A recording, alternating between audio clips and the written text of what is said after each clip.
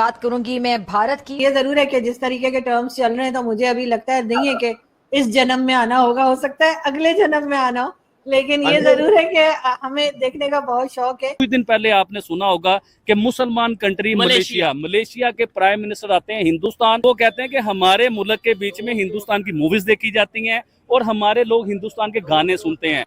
ये जो बन रहा है आईआईटी दिल्ली और अबू धाबी सेंटर, इसके चेयरमैन हैं शेख खालिद बिन मोहम्मद बिन जायद अल नहयान, जो कि क्राउन प्रिंस हैं अबू धाबी के। अब आप सोच लीजिए, उधर की हिस्ट्री की जो सबसे बड़ी मस्जिद है ना, उसमें प्राइम मिनिस्टर मोदी ने उधर का दौरा किया, उधर के इमाम से मिले। ये बताइए कि ब्रुनेई और इंडिया जो है वो भी मिलकर काम कर रहे हैं और डिफेंस में जो है वो मिलकर दोनों काम करेंगे और आगे बढ़ेंगे, तो क्या करने जा रहे हैं? तो ब्रुनेई और हम काफी कुछ कॉमनैलिटीज है, और अब ब्रुनेई जो है it also wants to cooperate with India on many terms, चाहे वो एलएनजी हो, एक बहुत बड़ा सोर्स है एलएनजी का ब्रुनेई जो है।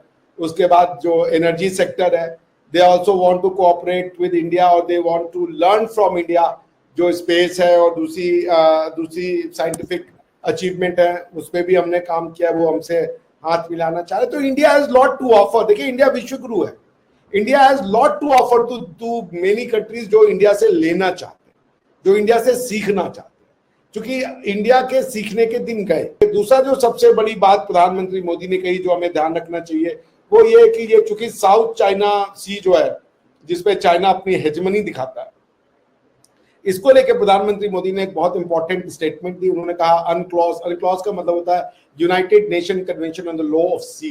तो ये जो यूनाइटेड कन्वेंशन जो है लॉ ऑफ सी का, इसके जो प्रिंसिपल्स हैं for the regulation of the sea, so जो सी रूट्स हैं, वो बल्क ऑफ द जो दुनिया का ट्रेड होता है 90% to 95% of the trade, world trade, international trade, वो सी रूट से होता है।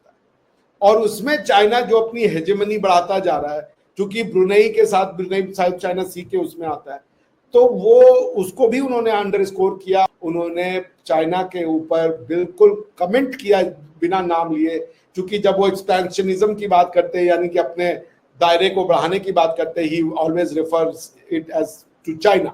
एक्सपेंशनिज्म जब भी वो बोलते हैं प्रधानमंत्री मोदी, तो उनके निशाने पर चाइना होता है। तो उन्होंने कहा कि हम चाहते हैं कि साउथ चाइना सी में फ्री ट्रेड हो, फ्री नेविगेशन हो, लोग आराम से आए जाएं, कोई उसमें बैरियर ना हो, कोई उसमें रुकावटें ना हो, और हम इसका सपोर्ट करते हैं। चाइना को भी मैसेज था और ब्रुनेई के लिए भी मैसेज था कि आपके साथ, आपके सॉवरेन इंटरेस्ट में इंडिया खड़ा है। साउथ चाइना सी में आपको चाइना की हेजमनी से डरने की जरूरत नहीं है, India is together with you. और जैसा मैंने कहा कि अरब कंट्रीज ने इंडिया की लीडरशिप को एक्सेप्ट कर लिया है, और ये उसका और उदाहरण है। बिल्कुल ऐसे ही है सर, और अक्सर ही देखते हैं कि भारत जो है डिफरेंट कंट्रीज के साथ कोई ना कोई एग्रीमेंट कर रहा है, किसी ना किसी तरीके से काम किया जा रहा है। और अगर हम बात करें यूएई की, अबू धाबी की, तो अबू धाबी के साथ भी जो है वो टेक्नोलॉजी में, और कहा यह जा रहा है कि इंडियन इंस्टीट्यूट ऑफ टेक्नोलॉजी जो है वो ओपन किया है अबू धाबी में।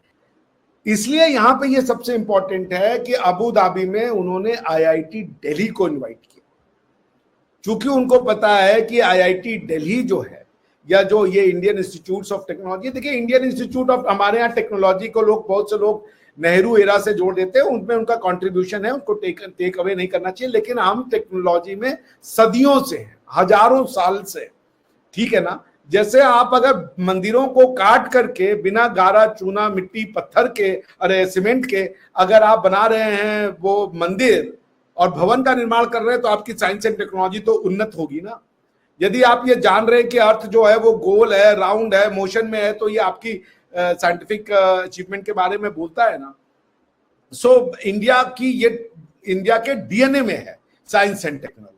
इंडिया ने जीरो दिया, काउंटिंग दी, साइंस दिया, क्या नहीं दिया इंडिया ने, ठीक है ना।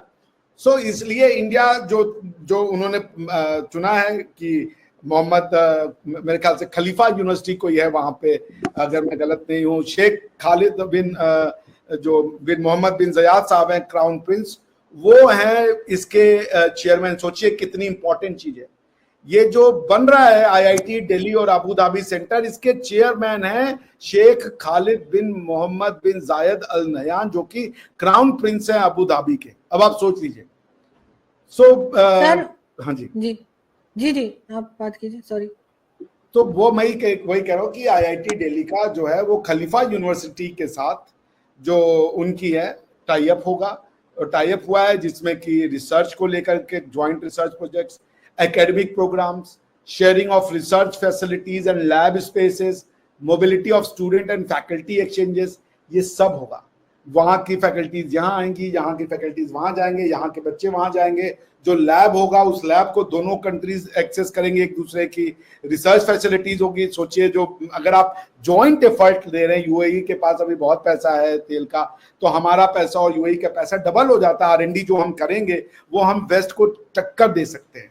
जैसे अमेरिका ने जब पैसा डाला था सऊदीया के साथ अफगानिस्तान में लड़ने के लिए, तो रशिया उससे मैच नहीं कर पाया। यूएसएसआर जो था उस समय, USSR couldn't match the combined resources of America and Saudi Arabia। उसी तरीके से जब ये रिसर्च के लिए अगर हम 1 बिलियन डाल रहे हैं और 1 बिलियन यूएई भी डाल देगा, आप सोच रही हैं the kind of facility, the kind of resources. और इंडियन ब्रेन्स को तो आज दुनिया मान चुकी है। अब इस पे तो हम अगर आपके साथ 1 मिनट भी बोलें तो व्यर्थ जाएगा, because that has been proven across the globe that when it comes to brain, India is the best exporter. ठीक है ना? वैसे सर एक चीज है कि सर एक चीज बड़ी अजीब सी, जो कि अजीब तो नहीं कहनी चाहिए लेकिन फैक्ट है, वो ये कि दुनिया की जो 100 टॉप, भारत का इंडियन इंस्टीट्यूट ऑफ टेक्नोलॉजी को दुनिया का one of the best institute कहा जाता है, और इसकी तुलना अमेरिकन और वेस्टर्न मुल्क में जो टॉप के इंस्टीट्यूट हैं उनसे की जाती है। खुद बाहर के लोग वेस्टर्न्स और अमेरिकन ये चर्चा करते हैं। और हाल ही में एक आईआईटी की जो ब्रांच है वो अबू धाबी में खोली गई और इसका इनॉग्रेशन किया अबू धाबी के प्रिंस ने, जिसके बाद पाकिस्तानी मीडिया में इसकी बहुत ज़्यादा चर्चा हो रही है। उनका ऐसा कहना है कि एक तरफ जहां हिंदुस्तान अब इतना कैपेबल हो चुका है कि वो अपने इंस्टीट्यूट विदेशी धरती पर खोलेंगे और उससे अपनी जो सॉफ्ट पावर है उसको बहुत ज़्यादा बढ़ाएंगे, वहीं दूसरी तरफ जब हम किसी देश में जाते हैं और उनसे कहते हैं कि आप हमारे मुस्लिम ब्रदर हो और उसके बाद हम उनसे कर्ज मांगते हैं, जबकि दूसरी तरफ भारत है, जो भारत उनसे कर्ज मांगने के बजाय खुद उनको ऑफ़र करता है ऐसी चीज़ें जिनसे उनके रिलेशन बहुत ही अच्छे हो जाते हैं। और अब जो मुस्लिम ब्रदरहुड है वो पूरी तरह से टूट रहा है और मुस्लिम दुनिया में पाकिस्तान की कोई इज्जत नहीं बची है। वहीं भारत हर बीतते दिन अपनी सॉफ्ट पावर और अपनी इज्जत को पूरे ग्लोबल लेवल पे बढ़ाता चला जा रहा है।